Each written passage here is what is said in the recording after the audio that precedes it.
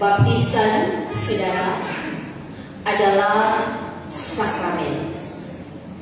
Sakramen dari bahasa Latin sacramentum, bahasa Yunani mysterion, artinya upacara suci, perbuatan kudus, ritus keagamaan yang langsung diperintahkan oleh Tuhan Yesus sendiri saat ia menjadi manusia. Tidak melalui nabi, tidak melalui rasul, dan itu dicatat dalam ritus keagamaan yang langsung diperintahkan oleh Tuhan Yesus sendiri saat ia menjadi manusia. Tidak melalui nabi, tidak melalui rasul, dan itu dicatat dalam Matius pasal 28 ayat 19. Pergilah, jadikanlah semua bangsa muridku, dan baptislah mereka dalam nama Bapa, Anak, dan Roh Kudus. Baptisan dari bahasa asli baptismo, artinya yang pertama adalah meterai. Meterai menandakan identitas yang baru, sah menjadi anak Tuhan, sah menjadi milik Allah, terhisap di dalam keluarga kerajaan Allah. Kalau di dalam pemerintahan, tercatat di dalam akte keluarga. Arti yang kedua adalah sumpah yang kudus. Sebentar orang tua dan orang tua baptisan akan berjanji, akan bersumpah kepada Tuhan yang kudus untuk mendidik anak-anak menjadi orang yang percaya Tuhan yang benar. Sekaligus Tuhan berjanji untuk memberikan berkat-Nya. Yang pertama adalah Roh Kudus, yang kedua adalah pengampunan dosa, yang ketiga lahir baru dan masuk kerajaan Allah, yang keempat kedudukan sebagai anak, dan yang kelima adalah keselamatan.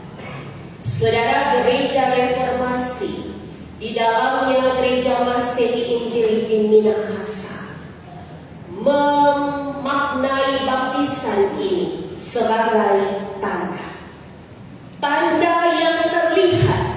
Orang lihat ada air dari berkat Allah yang tidak terlihat, yang tadi mereka sebutkan, yakni Roh Kudus, kedua pengampunan dosa, ketiga lahir baru dan masuk kerajaan Allah, keempat kedudukan sebagai anak Tuhan, dan kelima keselamatan.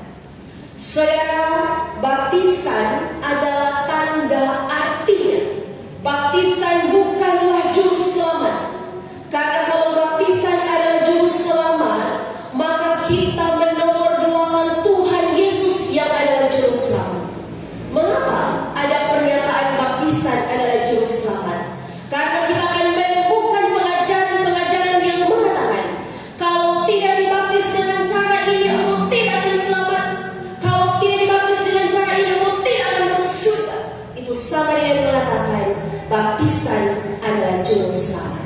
Itulah dalam tata cara ibadah dikatakan bahwa yang dipersoalkan bukanlah cara, entah curah percik atau selam, tetapi di dalam nama Allah. Dan karena itu mari kita pahami, saudara, terlebih lagi keluarga Palete Tulandi dan keluarga Sauba Nagaru yang akan membawa kedua anak dalam sakramen baptisan yang kudus. Saudara, dalam perjanjian lama dicatat sunat adalah tanda perjanjian. Orang yang disunat tercatat sebagai umat Yahudi yang belum tidak.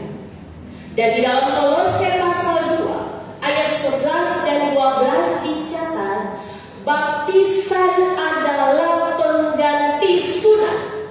Artinya sunat itu cuma boleh satu kali, 2 kali, 3 kali berarti selesai.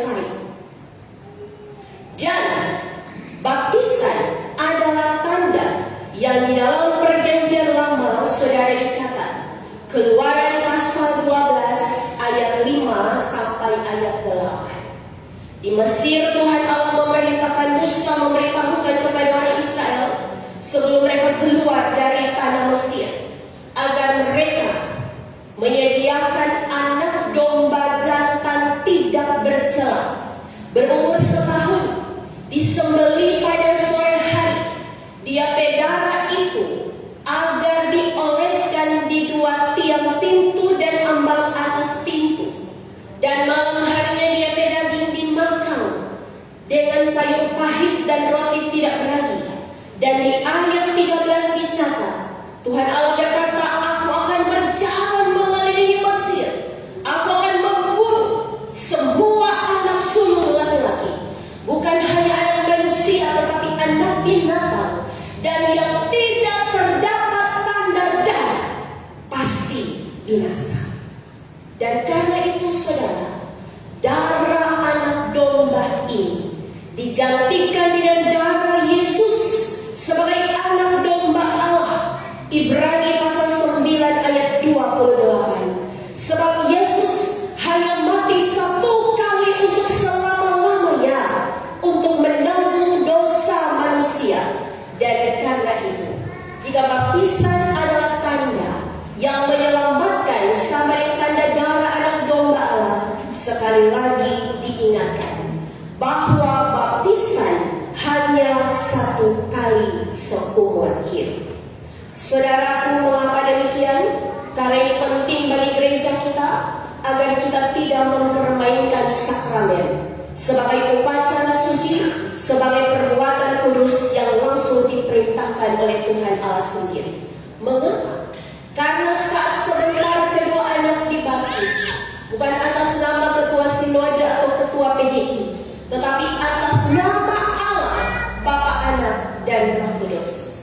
Keluaran 20 ayat 7 mencatat, janganlah menyebut nama Tuhan Allahmu dengan sembarangan, sebab Tuhan akan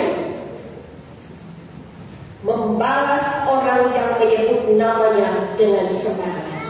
Dan di dalam Lukas 12 ayat 10, semua dosa kepada anak manusia akan diampuni, tetapi menghujat Roh Kudus tidak akan diampuni. Anak-anak sebentar akan dibaptis dalam nama Allah Bapa, Anak, dan Roh Kudus. Karena itu orang tua, tapi juga orang tua baptisan, mari kita pegang firman Tuhan ini seperti halnya Mazmur 96 ayat 1 sampai ayat 6 tadi. Tema perenungan di tahun baru yang kedua saat ini adalah nyanyikanlah nyanyian baru bagi Tuhan. Tahun baru, baptisan artinya hidup baru, dan hari ini tema nyanyian baru. Saudara, baru ini dari bahasa Ibrani hadas. Baru artinya diperbaharui, dari yang lama dijadikan baru. Baru juga artinya segar, nyanda layu. Baru juga artinya sesuatu yang belum pernah ada. Itu baru. Baru artinya berdasarkan kualitas, bukan waktu.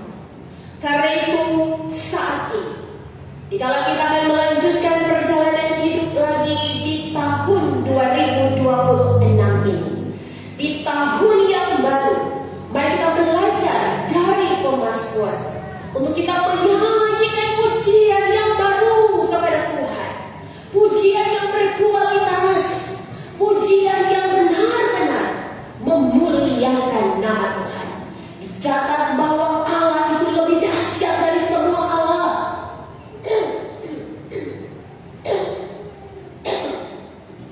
Di masa kini, saudaraku, kita harus sadar ada banyak sekali ilah, ada banyak Tuhan yang baru. Apakah itu teknologi atau apapun bentuknya, bahkan anak-anak kita kadang sudah jaga dengar ke orang tua hanya karena masalah handphone. Saudara, hari ini mari kita lanjutkan perjalanan hidup yang masih rahasia. Kita belajar dari peristiwa-peristiwa yang sudah kita lalui di tahun yang lama, tahun 2025 kita menjadi pribadi yang berintrospeksi diri kembali. Kalau selama ini ibadah kita jadikan hanya sebuah rutinitas, hanya sebuah tradisi tanpa arti, tanpa makna, mari kita berubah. Kita jadikan nyanyian pujian yang benar-benar memuliakan Allah. Mengapa? Karena Dia adalah Raja di atas segala raja. Dia Raja seluruh bumi. Perbuatannya sungguh agung dan akan terus dinyatakan selama tahun 2026 ini terbukti. Matahari masih bersinar, sebentar sore masih terbenam, masih akan ada hari ini dan hari esok yang kita lalui. Sekali lagi, mari kita diajak dengan firman Tuhan ini untuk terus memuliakan Dia. Tahukah nyanyian kepada Tuhan berbeda dengan nyanyian kepada dunia? Nyanyian kepada Tuhan adalah sebuah ungkapan sukacita, ungkapan syukur. Biar kita berhidupnya sempurna, biar kita banyak pergumulan, tapi oleh kuasa Roh Kudus ada sukacita dari surga yang mengalir, dan ada ucapan syukur, makasih Tuhan. Dan yang ketiga, arti nyanyian bagi Tuhan adalah penyembahan. Penyembahan kepada Tuhan sekaligus kesaksian. Orang boleh mencerita Tuhan baik lewat nyanyian yang bukan cuma orang ungkapkan lewat lagu, tapi lewat perbuatan. Suami istri saling setia, orang tua jadi teladan, anak-anak dengar-dengaran. Umat Tuhan lebih tekun lagi beribadah, hamba-hamba Tuhan lebih taat dan setia. Karena sekali lagi, orang yang tahu, orang berhidup ke depannya akan seperti apa. Selamat buat kedua keluarga yang sebentar kedua anak akan menerima sakramen baptisan. Tapi juga selamat buat orang semua jemaat Tuhan. Tetaplah siapkan diri kita. Kita jaga diri kita. Dan sekaligus kita tahu diri.